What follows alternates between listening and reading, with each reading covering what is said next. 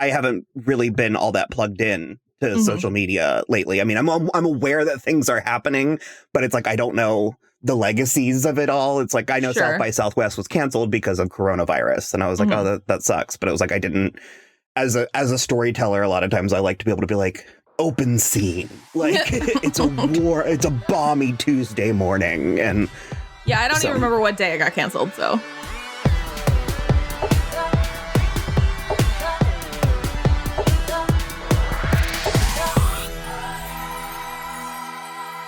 Hello, everybody. I am Will. And I'm Kristen. And this is So I'm Watching This Show. We are a pop culture podcast that specializes in movies, television, music, and new and deep cuts, all things fun and interesting in the pop culture sphere. And so we have this show that we do twice weekly where we talk about that stuff. Yeah. And you can find us, if you want to follow along in the future, on Twitter @SoI'mWatching, Instagram @SoI'mWatchingThisShow, and you can follow along on our website, soimwatching.com, which links out to all other areas. Okay, so they did cancel South by Southwest because we are flattening the curve for the coronavirus. I feel like we really need to we're trying to, but like tons of fools are still out of bars. Well, sure. The alcohol is a disinfectant. Mama's going to live forever. Sure. No, so it's good, it's bad, it's terrible, it's everything. But basically, a lot of people are going to get screwed over because when the world grinds to a halt, it's like people were doing stuff in the world, you know? Yeah. So basically, I watched it happen like in real time on Twitter, where they were like, oh my God, South by Southwest is canceled. And it was like one of the first big things to get canceled. And because it's supposed to start it did start yesterday, I want to say, maybe. But regardless, it's meant to be going on like roughly right now. What is South by Southwest? It's like a film festival and there's music. And so it's like really big for the arts in Austin specifically. But so it's like an up and up the world one. It's like one that's coming up big. Because I've only heard about it. No, this was like the 20th one. It's huge already. Well, sure, but that's still relatively new as far as like institutions go. Because I've only really heard about it the last couple of years. Because I know it from Pop Culture Happy Hour because Steven covers music from South by Southwest. So I knew it was more than just film. But so anyways, I guess when it was canceled, creators were reaching out. Well, so there were a bunch of things on Twitter that I saw basically that were like, hey, this really sucks for all the creators, especially the people that like, you know, don't have the same reach. Like, you know, the world premieres that go to festivals are generally like big deal movies, like where the next Jordan Peele movie, you know, premieres and stuff like that. But there are lots of smaller creators who are trying to get their stuff out there still, and they are basically screwed. Now they have like really no outlet for their stuff except for to just like give it away for free on the internet, which is fine. But you don't have that built-in audience of critics specifically that you do at a festival. Well, and you also don't have context. Like, believe it or not, it's like certain seals of approval can make or break something. Definitely. So basically, I saw a bunch of people that were like, this is a huge problem for all of these creators. If anyone is interested in talking about their stuff, like, let us know. And so I made a post on our Twitter about it, and I retweeted some stuff, and I commented on a couple of people's posts that were like, we are super open to this because it really sucks when people who are just trying to get their stuff out there can't get their stuff out there. And we don't have like the hugest reach in the world, but it's better than no reach at all. So I was just like, this is, I think, a win-win for everybody, you know, because we might get exposed to some people that we wouldn't otherwise as well. So, you know, why not just open up the lines of communication for everybody? So we got a couple of responses so far, and I hope for some more, just because, you know, I love watching stuff too. So, but yeah, so we got a couple. The first one that we're going to talk about is called Basic, written and directed by Chelsea Devantes. I've got a whole list here. So shot and cut by Kevin Walsh, starring Georgia Mishak, Nelson Franklin, and Chelsea Devantes. Kenzie Elizabeth was the script supervisor and AD. Music by Tara Trudell. Creative consultant Kelly Riley. Sound design Cody Scully. Producer Yasir Lester. And produced by Chelsea Devantes and Kevin Walsh. So, yeah. pretty cool. This one's really short.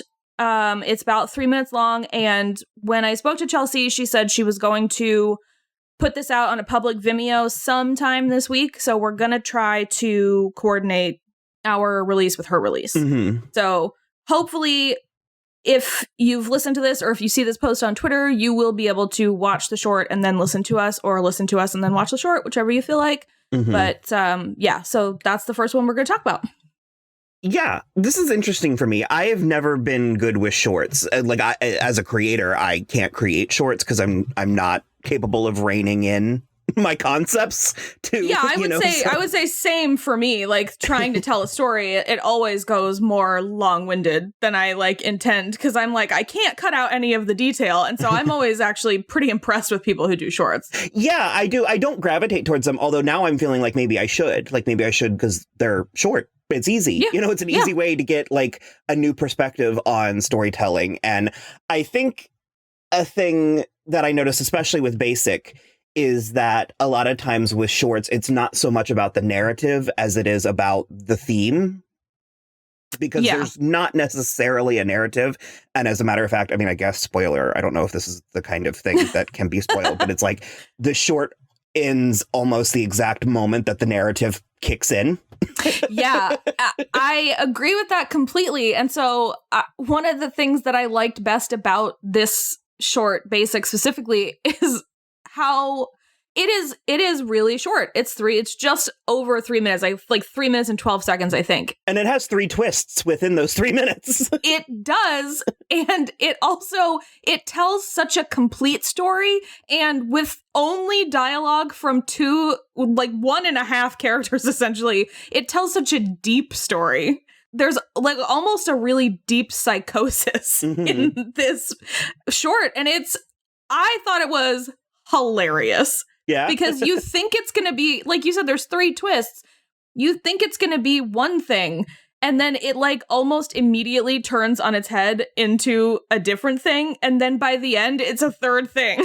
And it's so funny because the first act, we'll go with, I was sort of hating it. I'm not a fan of snidely commenting on especially women who are projecting an image or participating in a system. It's like they're trying to make the best of a system that is thrust upon all of us. So of course. And so I was just kind of like, I don't know. This is not really for me. And then at exactly that moment is where the turn comes that I'm like, oh, okay, we're actually commenting on that. Yeah, that specifically. Because the whole time I'm like, I don't know, she's cute. She's working it. I definitely agree. Okay, so their names are Nick, and then the Instagram girl is Kaylin, and then Chelsea Devantes plays Gloria. Okay. And at first you think that it's actually Kaylin voicing over herself until it cuts to Gloria in bed, scamming on her Instagram. And you just are like, oh no, this is why is she stalking this girl? I was starting, before the other twist comes, I was starting to get Ingrid Goes West vibes, where I was like, how into this are you? And then it just, you're right, at the moment where it gets just too much is when Nick wakes up and is like, what are you doing? Well, and then it gets sad. And then it gets a little sad. And it's just, but it's also so funny, especially with the context that he gives, where he's like, we broke up 7 years ago and we only dated for 4 months. And you realize how bonkers Gloria is, but it's also pulling it back into the system that's been thrust upon us. It's almost not even Gloria's fault. It was literally such a fascinating breakneck 3 minutes that I was so impressed at the depth of the story that was told. And also, again, because Nick is completely unscathed. Men can completely just detour, avoid this system entirely if they so desire, Yeah, 100%. And for better and worse, because we also talk about how masculinity is a prison, but it's totally a prison.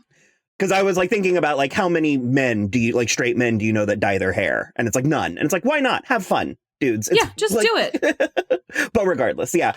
The I mentioned at the top of the episode, it is interesting because it's like, I'm watching this and I'm, a minute and a half into this 3-minute story. And I'm like, this is saying, so much more than it's actually saying. And I want to know how much of that is intended by the creators. And I want to know how much of that is on us to read into it. And if we're reading into what they want and or, vice versa.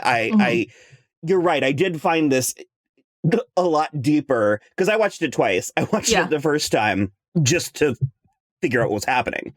Right. And then I watched it a second time and I was like, okay, yes, this is a comment on a much broader issue.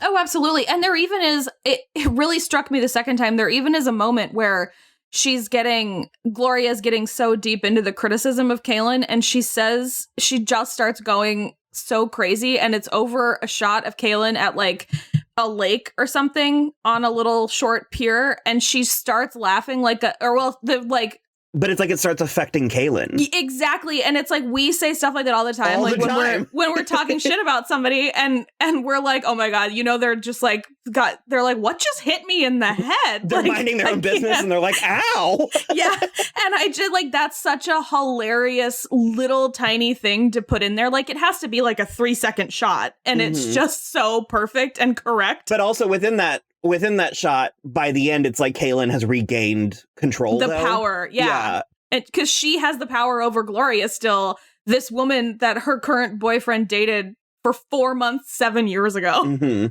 It's wild. It also made me wonder, especially with the way that it ends with that cutoff there, is this a singular issue that she's obsessed with?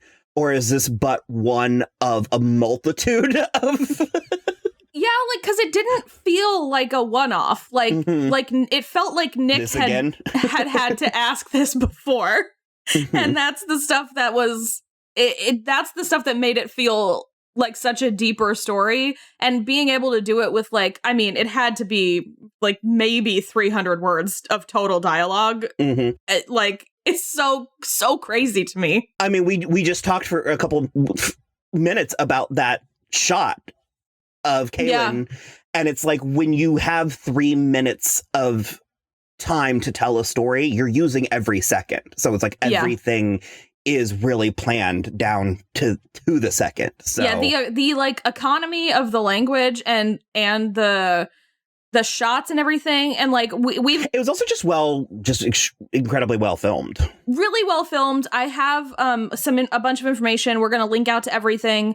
But there's like a lot of really cool stuff on the website, which is basicshortfilm.com, where they talk about the process of it. And they had like something crazy, like 13 locations, and they filmed it over 3 days. And I was like, in Los Angeles? I was like, I feel like most of your time was driving. But it was I'm so impressed. I was really into it. Yeah. When artists know what they want to do, they can knock it out. Like, oh, absolutely. So yeah.